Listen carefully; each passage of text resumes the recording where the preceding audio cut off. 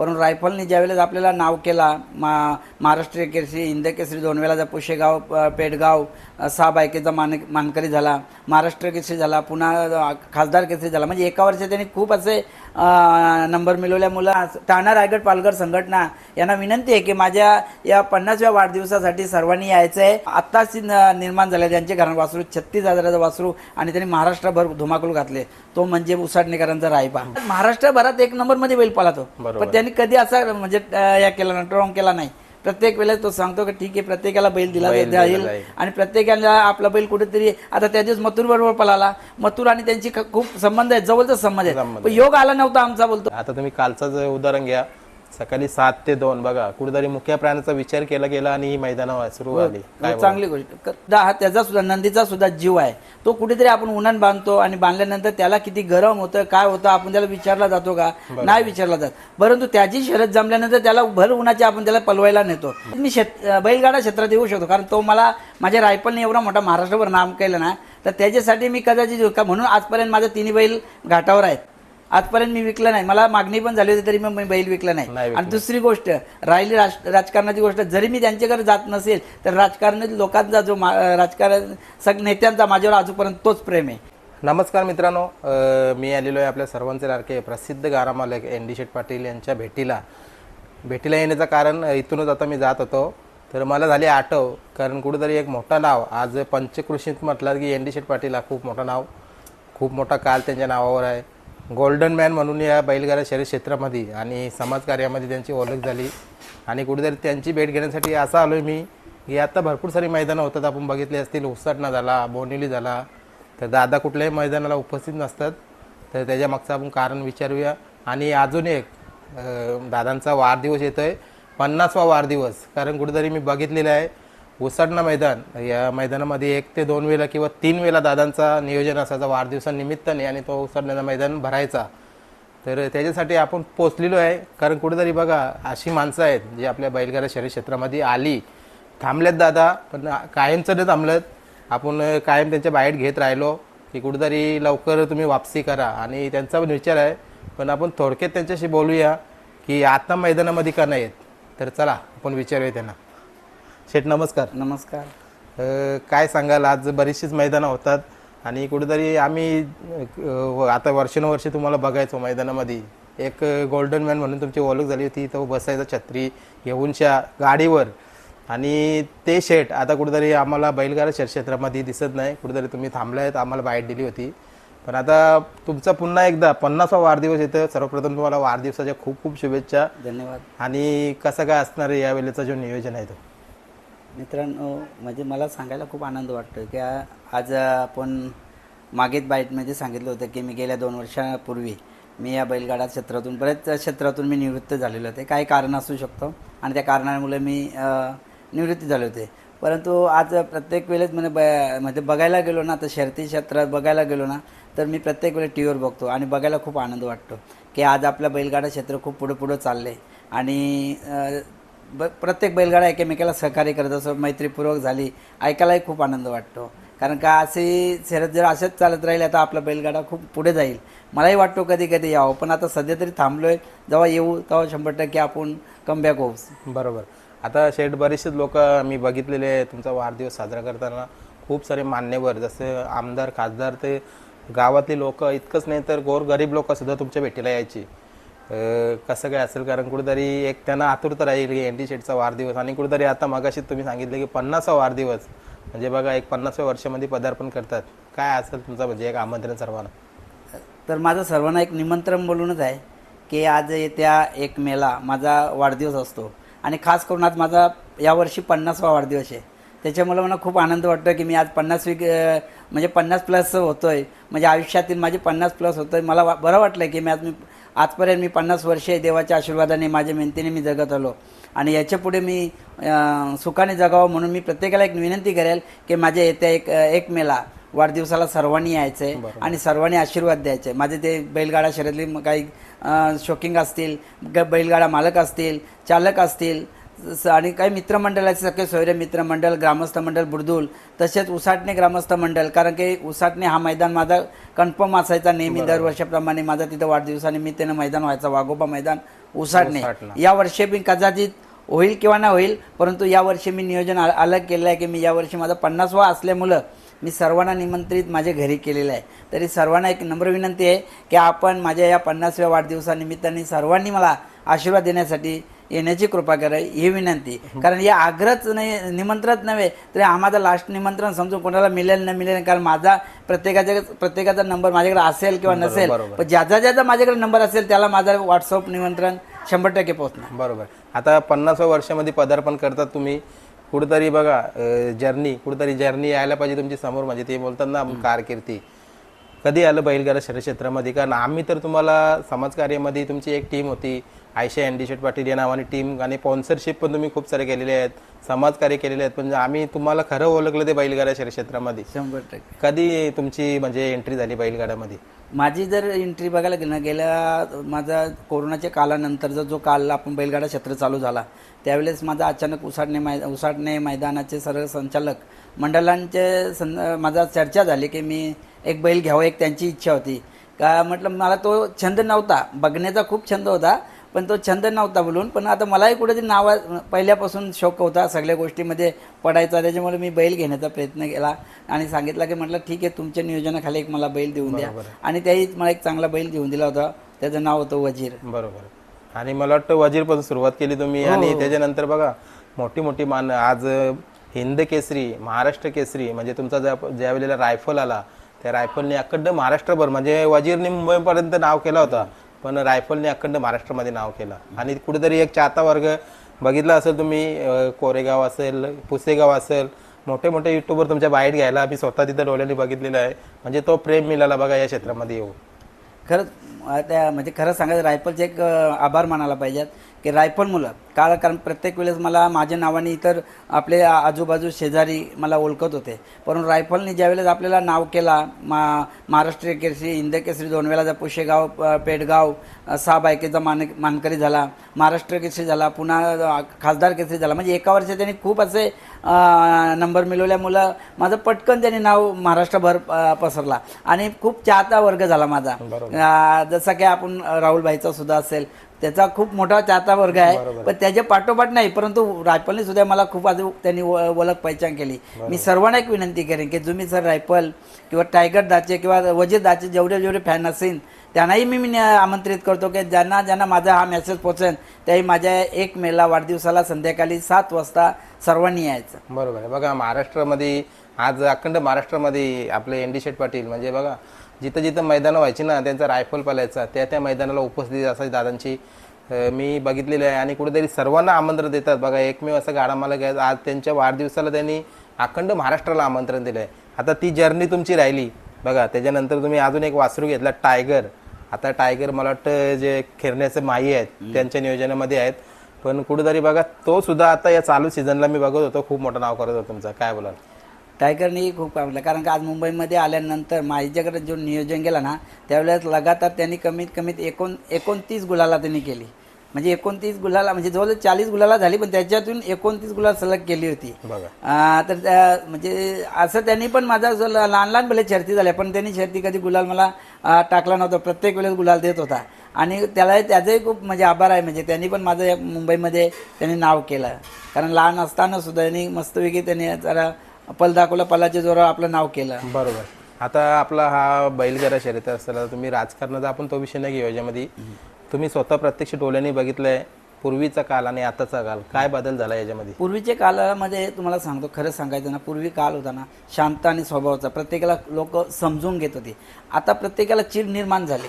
तर मी प्रत्येक गाडा मालकाला सांगेल, मी जरी आपल्या या बैलगाडा क्षेत्रात नसेल आणि मी तुम्हाला मार्गदर्शन करणं हे मला बरं वाटतं की माझ्या समोर तुम्ही कितीतरी मोठे बैलगाडा मालक आहात, भरपूर अनुभव असणारे मालक आहे, मी 2-4 वर्षाचा अनुभवी मालक आहो, पण मला एक वाटतं की मी पहिल्यापासून शांत स्वभावाचा माणूस आहे. त्याच्यामुळे मी प्रत्येक बैलगाडा मालकाला एक माझ्या माध्यमातून सांगेल, छोटासा माध्यमातून मार्ग असेल तो, का तुम्ही चिड निर्माण नका करू, हार जीत होत राहणार आहे आणि प्रत्येक वेळेस हारजीत झाली आणि आज हारलो उद्या जिंकलो म्हणून आपण जल्लोष करायला पाहिजे, तर हे गोष्ट बरोबर नाही. कारण का आपण असं जल्लोष करू नये की समोरच्या माणसाला थोडासा राग निर्माण राग येऊ होईल. शकतो. तर यो राग कुठेतरी आल्यानंतर काय होतं, प्रत्येकाचा जर ग्रुप होतो या होतो आणि ग्रुपवर चर्चा होतात, बरोबर. व्हॉट्सअपवर चर्चा होतात आणि बाईट डेटाने प्रत्येकाने विचार करा की बाईट जरा म्हणजे प्रत्येकाने मोठा गाड्या तुम्ही आमच्यासारख्यांना समजून घ्यायला पाहिजे, लहान लहान गाड्या मालकांना समजून घ्यायला पाहिजे आणि तुम्ही बाईट देताना प्रत्येकाने विचार पण करायला पाहिजे की कुठली बाईट द्यायची. कारण का तुम्ही बाईट देता निघून जात आहे, पण काही जी प्रचार जे आपली काही चाहते आहेत ना, चाहते वर्ग,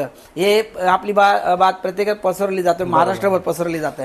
तर त्याच्यामुळे एकमेकांचा तो हे विवाद होत जातं आणि असा विवाद होऊ नये म्हणून जरा प्रत्येकाने विचार करून बोला.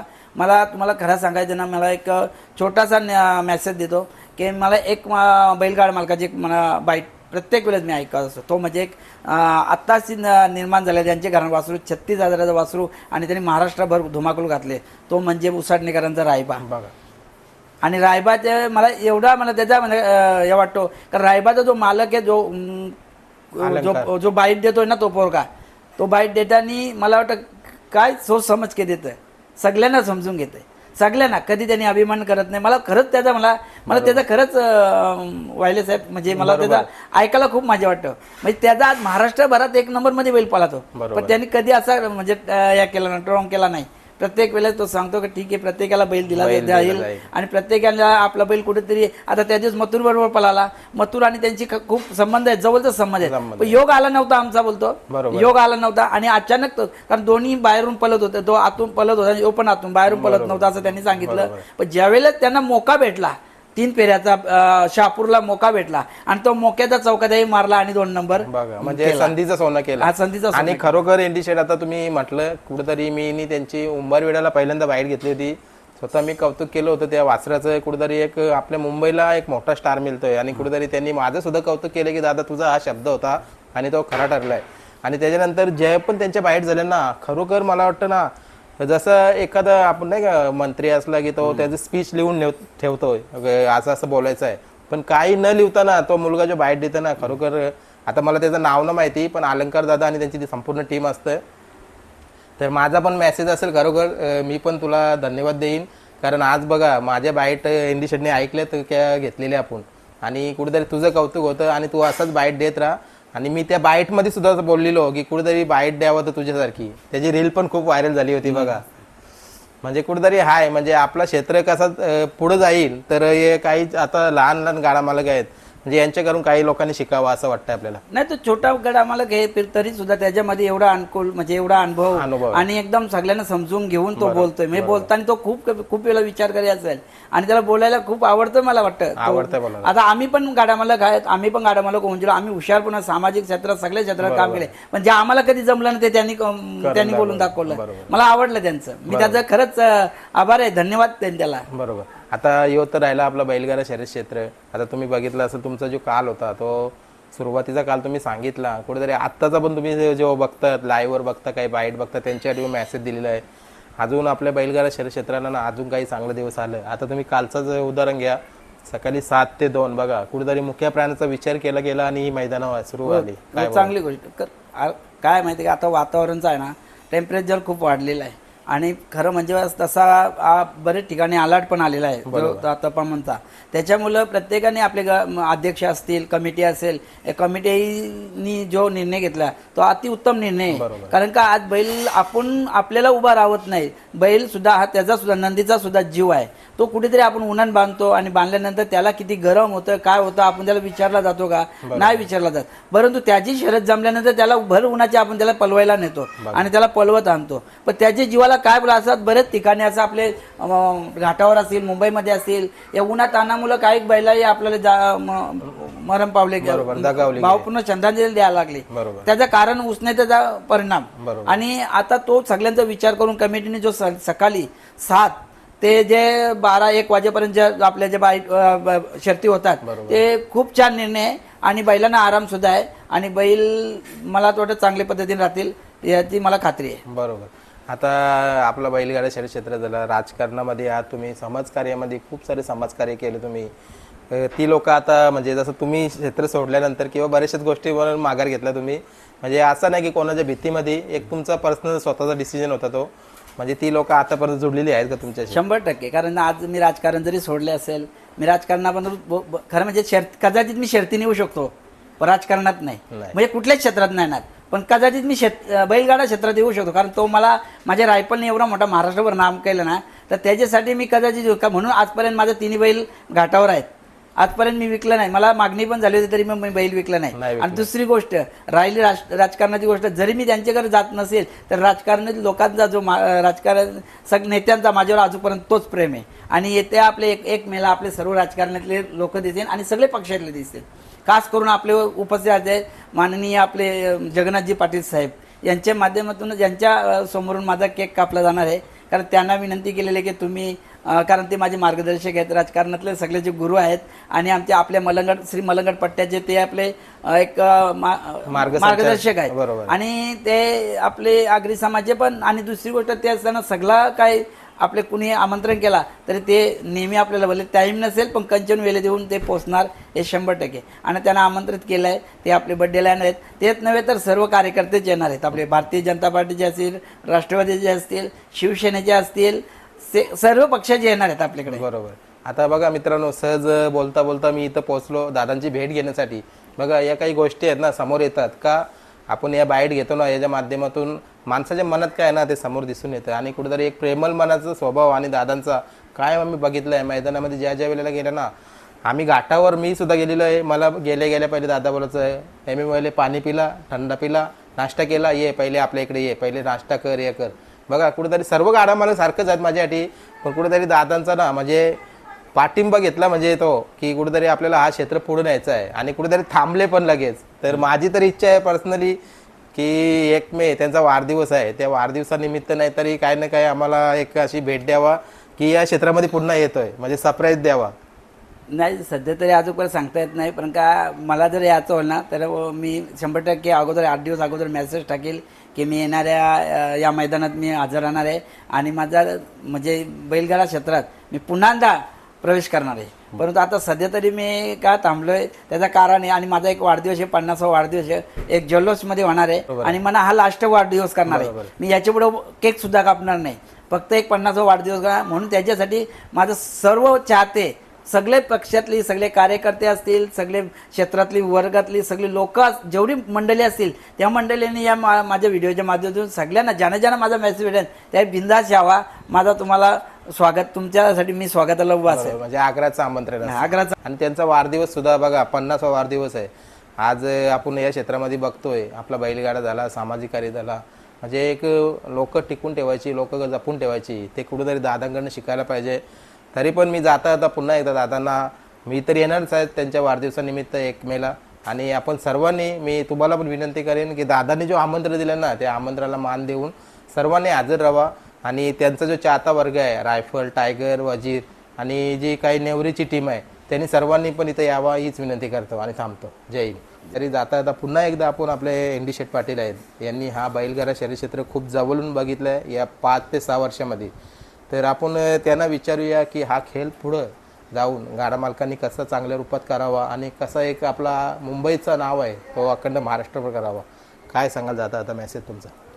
खरं सांगा वाहिले साहेब ना, आपण सर्व गाडा मालकांना माझी नम्रतेची विनंती आहे की आपण ना हा खेळ आहे ना पुढं कसा चालावा. प्रत्येकजण बोलतो पुढं कसा चालावा, पण तसा काय आली की मला तो वातावरण दिसत नाही. परंतु प्रत्येक वेळेस मी प्रत्येक गाड्या मालकाला एक विनंती करेल की आपण आहे ना हा खेळ पुढे जाण्यासाठी ना शांत आणि स्वभावाने शांत, एकदम डोकं शांत करून आपण हा खेळ खेळत राहायला पाहिजे. त्यानं आपली स्वतःची काळजी घ्यायला पाहिजे, कमिटीची काळजी घ्यायला पाहिजे, दुसरी गोष्ट बैला नंदीची पण काळजी घ्यायला पाहिजे. आपल्या कुठलं दुखापत होणार नाही किंवा आपल्यापासून लोकांना कुणाला दुखापत होऊ नये याची प्रत्येक गाडा मालकाने काळजी घ्यावा, हीच माझी नम्र विनंती आहे. आणि दुसरी गोष्ट, मी सर्व माझे बैलगाडा मालक असतील, चालक असतील, काही आयोजक मंडळ असतील, सर्व जिथं आपले वाढ होतात ते प्रत्येक आयोजकांना मी विनंती आहे. तसं राहुल भोईर, आपले फुलोरे मामा, समालोचक जे जेवढे असतील तेवढ्यांना, आणि माझे खास करून कमिटीला अध्यक्ष असतील, कमिटी पूर्ण जी कमिटी ठाणा रायगड पालघर संघटना, हां ठाणा रायगड पालघर संघटना